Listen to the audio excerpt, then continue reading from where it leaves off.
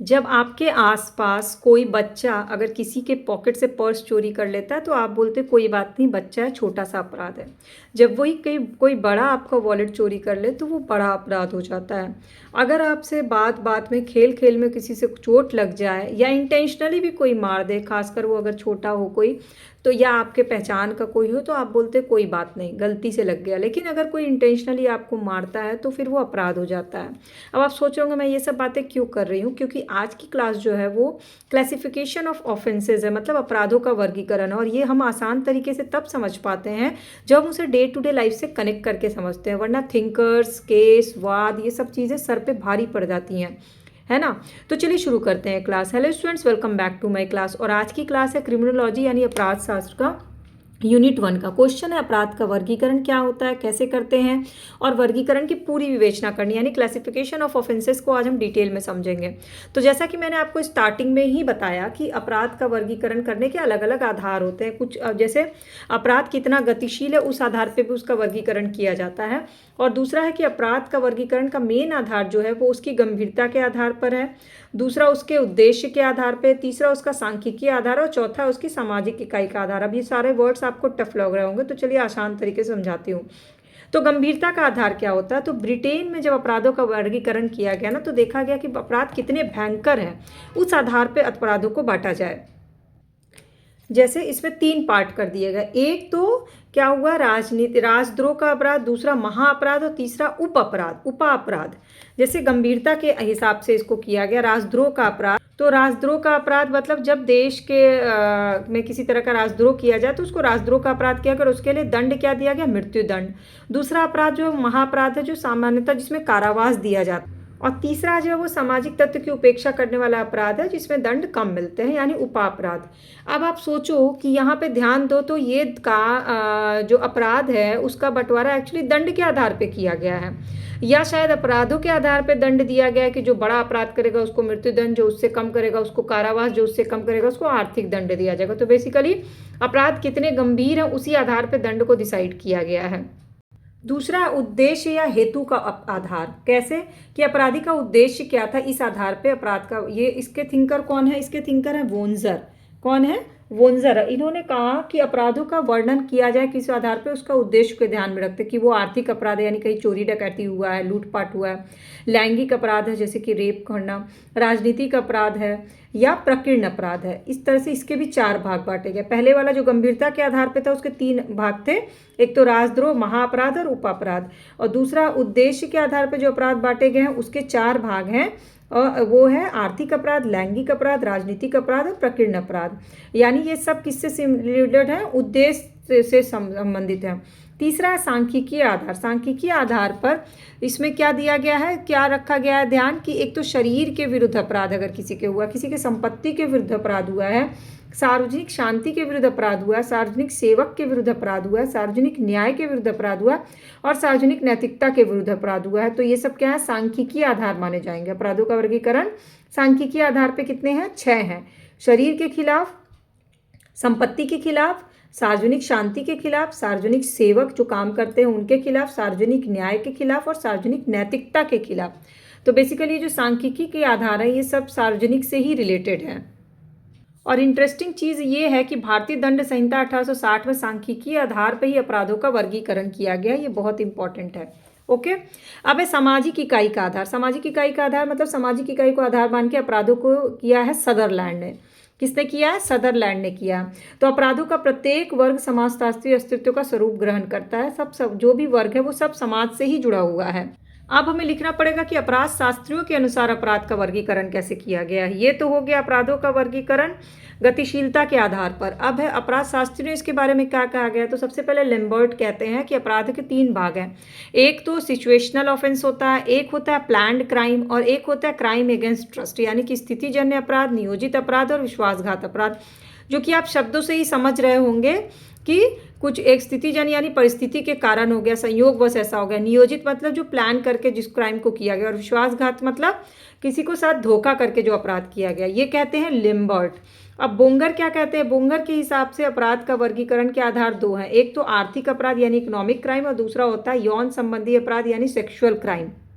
इसके बाद है राजनीतिक अपराध यानी पॉलिटिकल क्राइम, और चौथा है मिसलेनियस अपराध यानी विविध अपराध। और तीसरे जो थिंकर हैं या अपराध शास्त्री हैं वो है सदरलैंड। उन्होंने अपराध को दो भाग में बांटा, एक तो साधारण अपराध और दूसरा श्वेतपोश अपराध। तो अब हमने क्या समझ लिया कि अपराध को कितने भागों में बांटा गया, जिसमें से हमें दो अपराध जो है वो जरूर पढ़ना है डिटेल में। एक तो संगठित अपराध है और दूसरा श्वेतपोश अपराध है, जिसका डिटेल आपके लिए जानना बहुत जरूरी है। तो सबसे पहले जो संगठित अपराध है यानी कि ऑर्गेनाइज्ड क्राइम जो है, वो सामान्य भाषा में संगठित अपराध का मतलब क्या है, जो कुछ लोग संगठित होकर कोई अपराध करते हैं तो उसे हम संगठित अपराध कहते हैं। लेकिन परिभाषा अगर लिखेंगे तो वीएन सिंह की परिभाषा लिख सकते हैं, क्योंकि संगठित अपराध कब होता है, जब कोई सहयोग हो और साहस से किया जाए। दूसरा रेकलेस कहते हैं, जब दो या दो से अधिक व्यक्ति मिलकर के कोई अपराध करते हैं तो संगठित अपराध है। सदरलैंड करते हैं, जब आपसी कोई रुचि हो, दोनों की मनोवृत्ति सेम हो, जो लोग संगठित हो रहे हैं तो संगठित अपराध होता है। और सैलिन कहते हैं कि अवैधानिक गतिविधियां करने के लिए आर्थिक साहस की होने की जरूरत होती है, तभी अपराध होता है। तो चार कौन से थिंकर्स हैं, वीएन सिंह, रेकलेस, सदरलैंड और सैलिन। इन्होंने अपने अलग विचारधारा दी संगठित अपराध को। लेकिन मोरल ऑफ द स्टोरी यानी कि थीम यही है कि जब भी दो या दो से अधिक लोग किसी अपराध को करते हैं आपस में सहयोग से, साहस से, चाहे वो आर्थिक अपराध हो, अपनी रुचि से करते, वो सब क्या संगठित अपराध है। अब संगठित अपराध का स्वरूप कैसा होगा, अब है क्वेश्चन कि संगठित अपराध का स्वरूप क्या है, नेचर ऑफ ऑर्गेनाइज क्राइम का स्वरूप क्या होगा। एक तो सबसे पहला स्वरूप होगा, आप खुद से भी, अगर इसको रटने पटने की जरूरत है नहीं, आप खुद से भी समझो कि जो भी चीज़ संगठित होकर हो रही है उसमें एक दल या पार्टी जरूर होगी, उनमें आप एक समझौता जरूर होगा। उन्होंने अपना वर्क डिवीजन किया होगा कि तुम ये करना, जैसे तुम गाड़ी ले आना, मैं हथियार की व्यवस्था कर लूंगा, तुम लूटपाट के लिए तैयारी कर लेना, ऐसे होता है श्रम विभाजन। उनमें से एक कोई नेतृत्व करता जरूर होगा जो सबको गाइड कर रहा होगा। फिर वो लोग कोई एक जगह बना लेते होंगे जहाँ सबको इकट्ठा होना, परस्पर सहयोग करके ऐसा करना है कि उनकी भी सुरक्षा की व्यवस्था रहे। और कई क्षेत्रों में घूम घूम कर भी ये अपराध करते हैं। इवन अब तो एजेंसियां भी इनकी होती हैं जिसके साथ ये अपराध मिल करके अपराध करते हैं। तो इस तरह से इसका स्वरूप बहुत ही सिंपल तरीका है जो डे टू डे लाइफ में आप देखते हो। अब भारत में संगठित अपराध का रूप क्या है, कौन कौन से हैं forms of organise crime in India, बड़े सारे हैं। लेकिन हमें मेन जो है 10-11 क्राइम है ज़रूर जिसके बारे में पढ़ना चाहिए, जो संगठित होकर किया जाता है।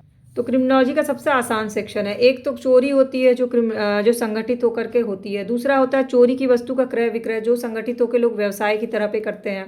तीसरा होता है ठगी, जिसमें संगठित होकर के और वैज्ञानिक तरीके से भी आजकल बड़ा ठगी होता है। चौथा आता है जुआ यानी गैम्बल खेलना, जो संगठित अपराध माना जाता है। पांचवा होता है वेश्यावृत्ति, जो भी एक व्यवसाय की तरह छोटे स्थान बड़े स्थान सब जगह होता है। छठा है धोखाधड़ी, जैसे किसी के साथ अवैध वसूली करना, इसके लिए भी पूरी ग्रुपिज्म होती है। सातवां है तस्करी यानी स्मगलिंग, इसमें भी संगठन की आवश्यकता होती है। आठवां है कूटकरण यानी ये इसमें होता है नकली नोट, जो देश के नोट को नकली रूप से बना के बाजार में चलाया जाता है। नौवां है अपहरण, किडनैपिंग आजकल गिरोह में ही होती है।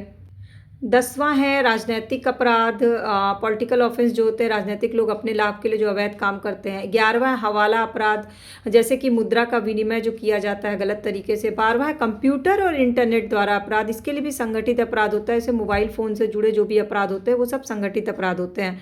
तो ये 12 अपराध जो है संगठित अपराध के रूप हैं।